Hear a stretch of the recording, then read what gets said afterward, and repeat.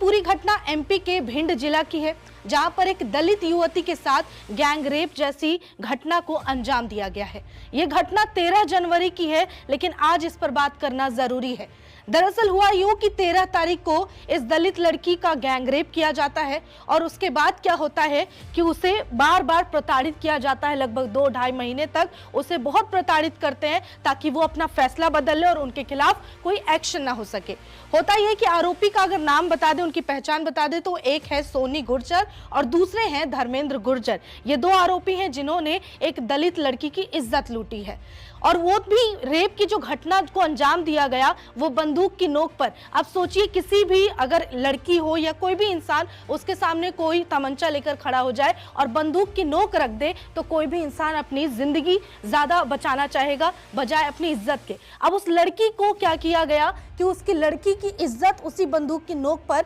इन 2 लोगों ने, 2 आरोपियों ने लूटी है। बता दें कि जब वो आरोपी ऐसा कर चुके, उसके बाद दलित लड़की ने बहुत हिम्मत करके सोचा कि अपने लिए न्याय मांगते हैं और इन दरिंदों, इन आरोपियों को सजा दिलाते हैं। इसके लिए वो सीधे पुलिस स्टेशन जब पहुंची तो वहां पर उसकी कोई सुनवाई नहीं हुई और मजबूरन उस पीड़िता को जाकर सहारा लेना पड़ा कोर्ट का। जब उसने न्याय की मांग करते हुए दरवाजा खटखटाया कोर्ट का, उस दौरान वो वहां पर आरोपी आ जाते हैं कुछ लोग के साथ और उस लड़की को कहते हैं कि चलो कोर्ट के बाहर सेटलमेंट कर लेते हैं, कुछ ले दे के मामला रफा दफा करते हैं। और उससे जब लड़की इनकार करती है, वो कहती है कि जो मेरे साथ हुआ है वो किसी और के साथ ना हो और तुम्हें मैं सजा दिलाऊंगी। उसके बाद जो 2 आरोपी होते हैं वो क्या करते हैं कि 10-12 लोगों के साथ उस दलित लड़की के घर पहुंच जाते हैं, घर में घुसकर तोड़फोड़ करते हैं, उसके पिता और भाई को बहुत ही बुरी तरीके से पीटते हैं और उतने से भी मन नहीं भरता तो उसके घर को आग लगाकर जला देते हैं। बता दें कि साफ साफ उस लड़की ने ही बताया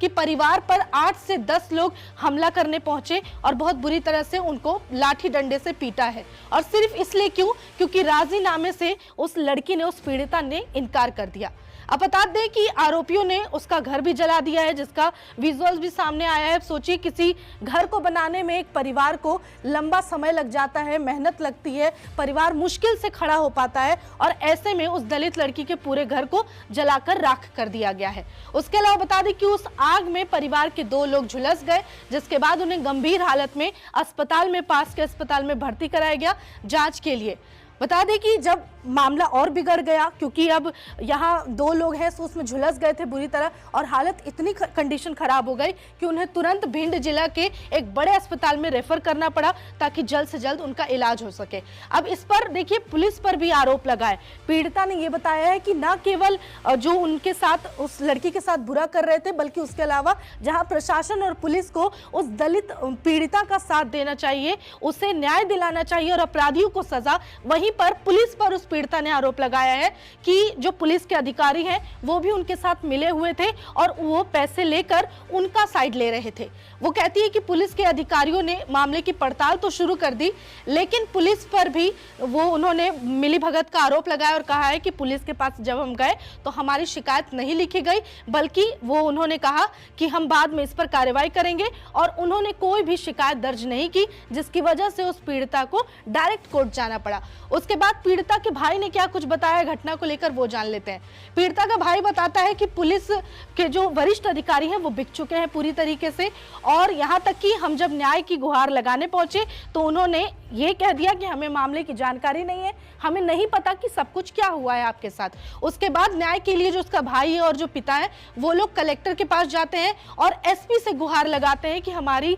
बहन के साथ, हमारी बेटी के साथ ऐसी हरकत की गई है। उसके बाद फिर पता चलता है उन्हें कि थाने के, पुलिस के कई अधिकारी उन आरोपियों के साथ मिले हुए हैं और यही वजह रही कि 13 जनवरी को घटी घटना में आज तक उस पीड़िता को न्याय नहीं मिल सका। उसके बाद क्या होता है, जो आरोपी होते हैं वो राजीनामे पर वो जब जाते हैं बोलने उसको, पीड़िता को, कि आप राजी हो जाओ, इस पे हम लोग बाहर सेटल कर लेते हैं। उस दौरान पुलिस भी यही कहती है अपराधियों का साथ देते हुए कि देखो कर लो वरना जिंदगी खराब हो जाएगी। उल्टा पुलिस वाले उस पीड़िता को और उसके परिवार को धमकाते हैं। उसके अलावा क्या होता है, जो पीड़िता है वो पीड़िता का परिवार वो कहता है कि उनसे पैसे भी अपराधियों से पुलिस ने लिया है ताकि उनकी मदद कर सके और उन्हें बचा सके, इस मामले पर पर्दा डाला जा सके। उसके बाद फिर वो बताता है पीड़िता का भाई कि जब हमारे घर आगजनी की घटना हुई, जब ये वारदात को अंजाम दिया गया, उस दौरान हम मदद के लिए थाने पहुंचे, हमने पुलिस को भी जानकारी दी, लेकिन कोई हमारी मदद के लिए सामने नहीं आया, किसी ने भी पूरे मामले की शिकायत दर्ज नहीं की।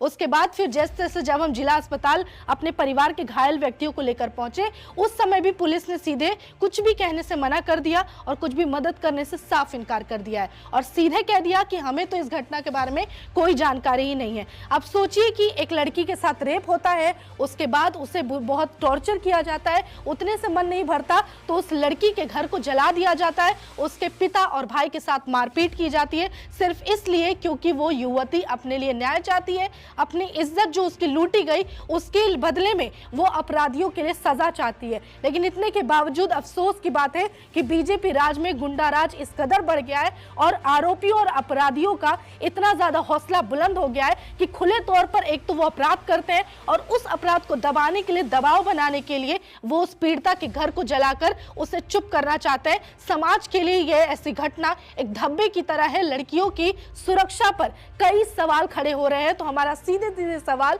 एमपी सरकार और प्रशासन से है कि कब तक एक लड़की, एक दलित के ऊपर इस तरह से लांछन लगते रहेंगे, उनकी इज्जत पर हाथ डाली जाएगी और कब तक आप खामोश रहेंगे? कब इन अपराधियों को सजा दी जाएगी और कब आखिर आप इस पर सख्त से सख्त एक्शन लेंगे?